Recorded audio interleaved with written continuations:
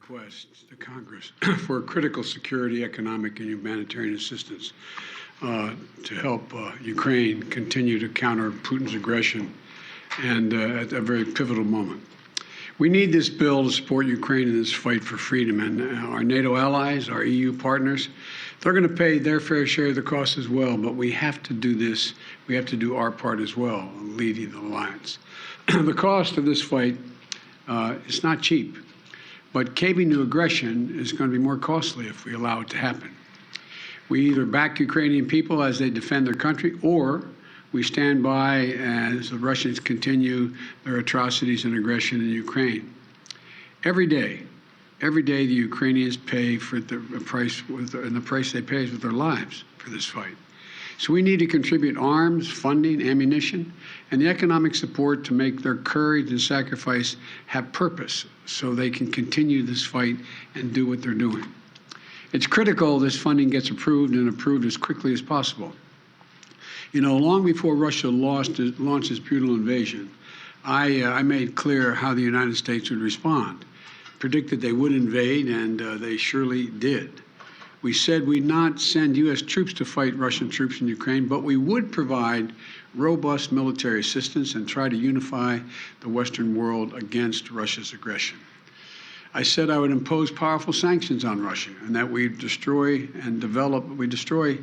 this myth that somehow they could continue to move without the rest of the world acting, that we deploy additional forces to defend NATO territories, particularly in the east along the Russian and Belarus borders. That's exactly what we said we would do, and we did. But despite the disturbing rhetoric coming out of the Kremlin, the facts are plain for everybody to see. We're not attacking Russia. We're helping Ukraine defend itself against Russian aggression. And just as Putin chose to launch this brutal invasion, he could make the choice to end this brutal invasion. Russia is the aggressor. No ifs, ands, or buts about it. Russia is the aggressor, and the world must and will hold Russia accountable. Russia continues assault is yielding immense human cost. We've seen them leave behind horrifying evidence of their atrocities and war crimes in the areas they try to control. And as long as the assaults and atrocities continue, we're going to continue to supply military assistance. And I might note parenthetically, you know, there's a dinner this weekend, Celebrate the Press. Think of what the American press has done, the courage it's taken to stay in these war zones, the courage it's taken to report every single day. I've always had respect for the press, but I can't tell you how much respect I have watching them in these zones where they're under fire, risking their own lives to make sure the world hears the truth. Imagine if we weren't getting that information. It'd be a different world. It'd be a different circumstance. In the past 2 months, Russia launched its brutal attack and has moved weapons and equipment to Ukraine. We've moved weapons and equipment to Ukraine in record speed. Thanks to the aid we provided, Russian forces have been forced to retreat from Kyiv. Doesn't mean they're not going to try to come back, but they've retreated thus far. We've sent thousands of anti-armor, anti-missiles, helicopters, drones, grenade launchers, machine guns, rifles, radar systems, more than 50 million rounds of ammunition. The United States alone has provided 10 anti-armor systems for every Russian tank that is in Ukraine, 10 to 1. We're providing Ukraine significant, timely intelligence to help them defend themselves against the Russian onslaught. And we're facilitating a significant flow of weapons and systems to Ukraine from our allies and partners around the world, including tanks, artillery, and other weapons. That support is moving with unprecedented speed. Much of the new equipment we've announced in the past 2 weeks has already gotten to Ukraine, where it can be put to direct use on the battlefield. However, we've almost exhausted what we call, the fancy phrase, the drawdown authority that Congress authorized for Ukraine in a bipartisan spending bill last month. Basically, we're out of money. And so that's why today, in order to sustain Ukraine as it continues to fight, I'm sending Congress a supplemental budget request. It's going to keep weapons and ammunition flowing without interruption to the brave Ukrainian fighters and continue delivering economic and humanitarian assistance to the Ukrainian people. This so-called supplemental funding addresses the needs of the Ukrainian military during the critical weeks and months ahead. And it begins the transition to longer-term security assistance that's going to help Ukraine deter and continue to defend against Russian aggression. This assistance would provide even more artillery, armored vehicles, anti-armored systems, anti-air capabilities that have been used so effectively thus far in the battlefield by the Ukrainian warriors.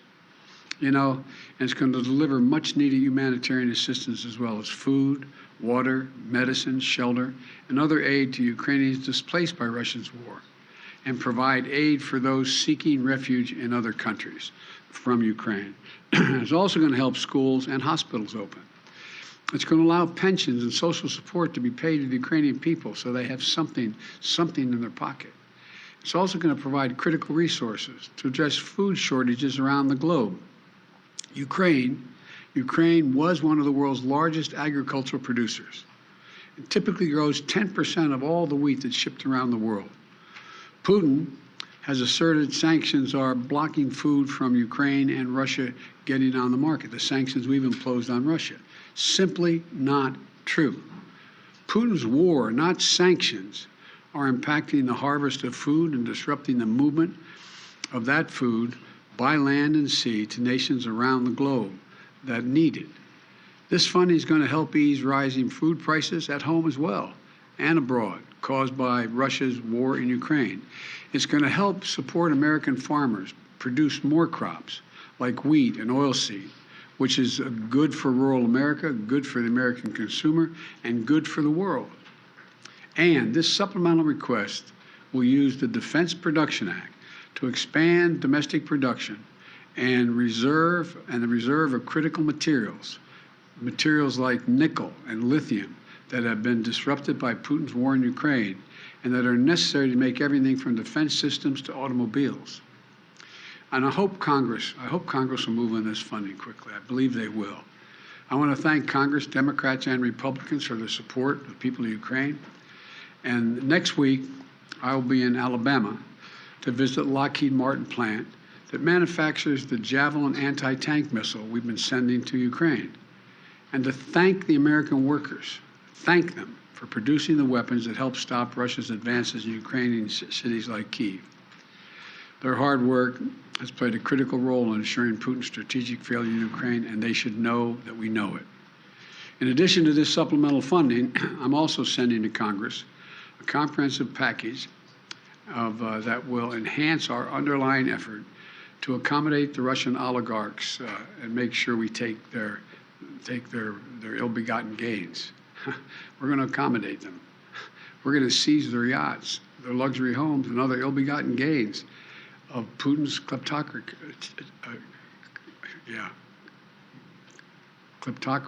and the guys who are the kleptocracies. But these are bad guys.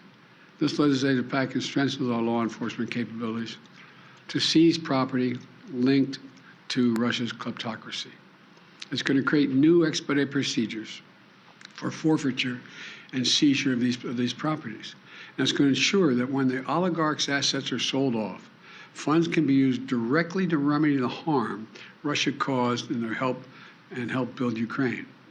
Additionally, yesterday, Russia threatened two of our allies with a cutoff of energy supplies. While America has ended all Russian fossil fuel imports because we're able to use our vast supply of power in our country, some European countries have faced more challenges in reducing their reliance on Russian fuel. Russia has long claimed to be, quote, the reliable source of energy for the world. No matter what the differences are, their customers are always going to be in good shape. But these actions prove that energy is not just a commodity that Russia sells to help meet other countries' needs, but a weapon we use to deploy against those who stand against their aggression. So let me be clear. We will not let Russia intimidate or blackmail their way out of these sanctions. We will not allow them to use their oil and gas to avoid consequences for their aggression. We're working with other nations like Korea, Japan, Qatar, and others to support our effort to help European allies threatened by Russia with gas, blackmail, and their energy needs in other ways. Aggression will not win. threats will not win. This is just another reminder of the imperative for Europe and the world to move more and more of our power needs to clean energy. In the United States, we're doing that right now. Last year, we developed more solar, wind, and battery storage than any year in our history, enough to power 56 million American homes. Earlier this month, we acted to bolster the reliance on our nuclear energy facilities, which generates more than half of our carbon-free power. And we're just getting started. I look at this as a serious problem, but also an enormous opportunity, Bottom line, all these actions we've been taking are about this truth. Investing in Ukraine's freedom and security is a small price to pay to punish Russian aggression, to lessen the risk for future conflicts. You know, throughout our history, we've learned that when dictators do not pay the price for their aggression, they cause more chaos and engage in more aggression. They keep moving. And the threats to America and the world keep rising. We can't let this happen. Our unity at home, our unity with our allies and partners, and our unity with the Ukrainian people is sending an unmistakable message to Putin. You will never succeed in dominating Ukraine.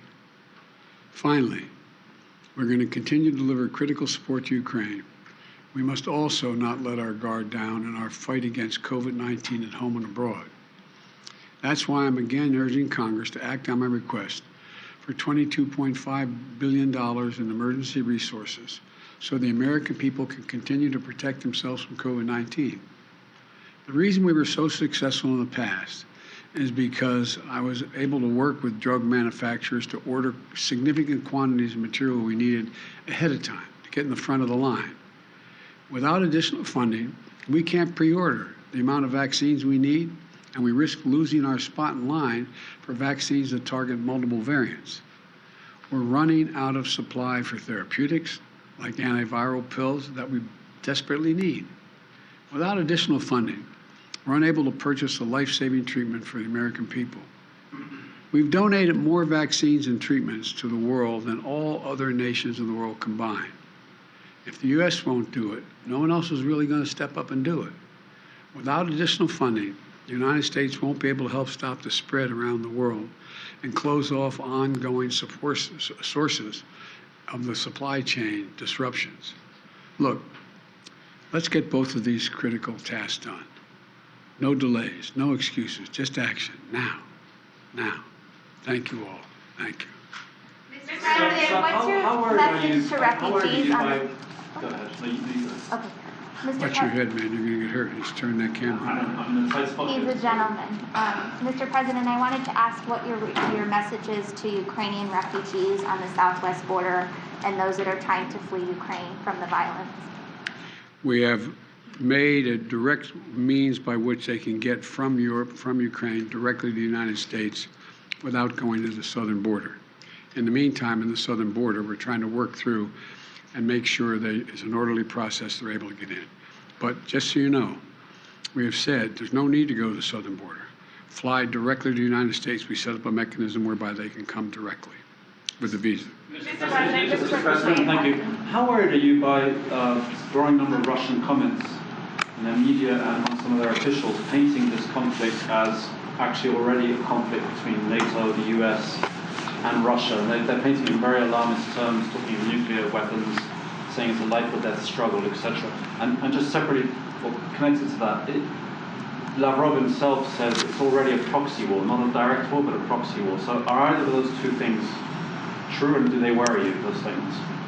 They're not true. They do concern me because it shows the desperation that Russia is feeling about their abject failure in being able to do what they set out to do in the first instance. And so I think it's more of a reflection, not of the truth, but of their failure.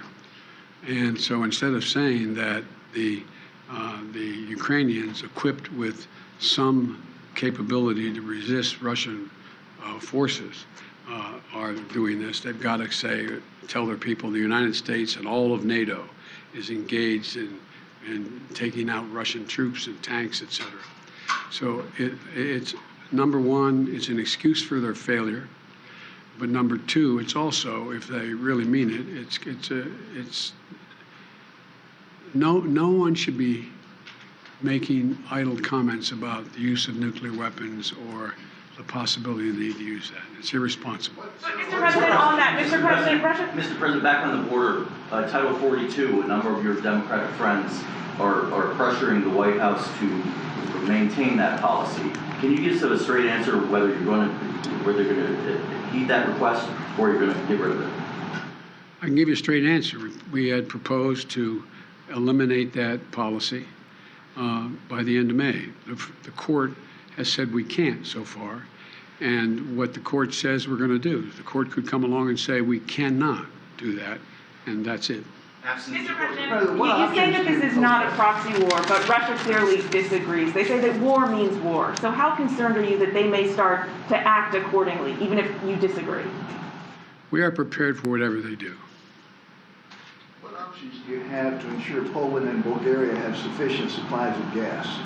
First of all, as you know, Poland has indicated they have significant reserves of gas that they have planned for, as does, not as much, but as does Bulgaria. And we have worked with our allies from Japan on to say that we may divert our sale of the natural gas that we're sending to those countries and divert it directly to Poland and Bulgaria. So that's as much as I can tell you right now. Sir, how concerned are you about a recession, given the GDP report today showed a contraction of 1.4% in the fourth quarter? Well, I'm not concerned about a recession. And I mean, you're always concerned about a recession, but the GDP, fell to 1.4%. But here's the deal.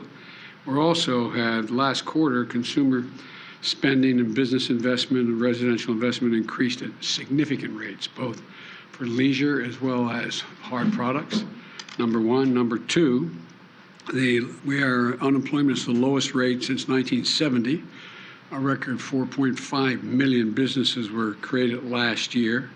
We're in a situation where we have a very different view than Senator Scott of Republicans who want to raise taxes on the middle-class families and want to include half the small business owners in that.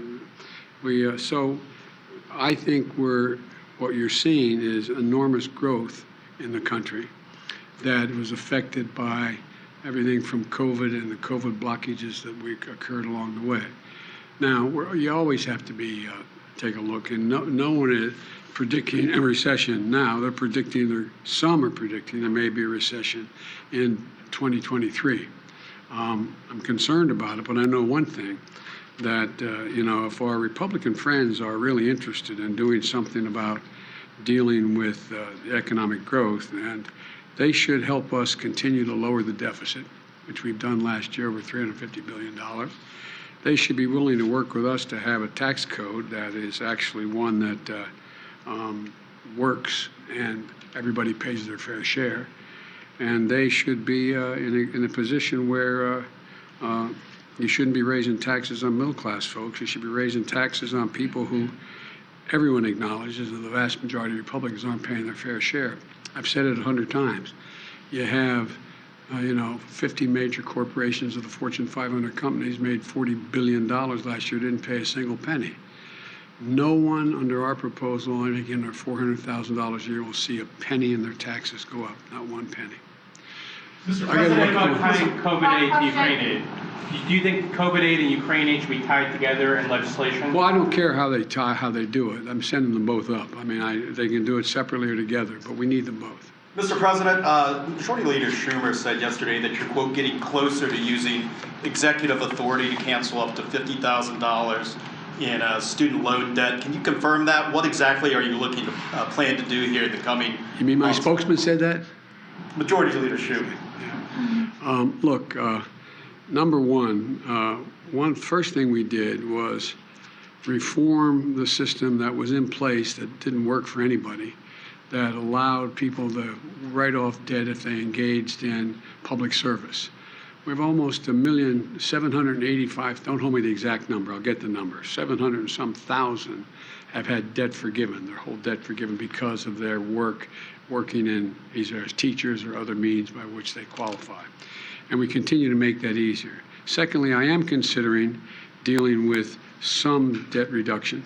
I am not considering $50,000 debt reduction, but I'm in the process of taking a hard look at whether or not there will be additional debt forgiveness, and I'll have an answer on that in the next couple weeks. How high are you looking Thank at? you.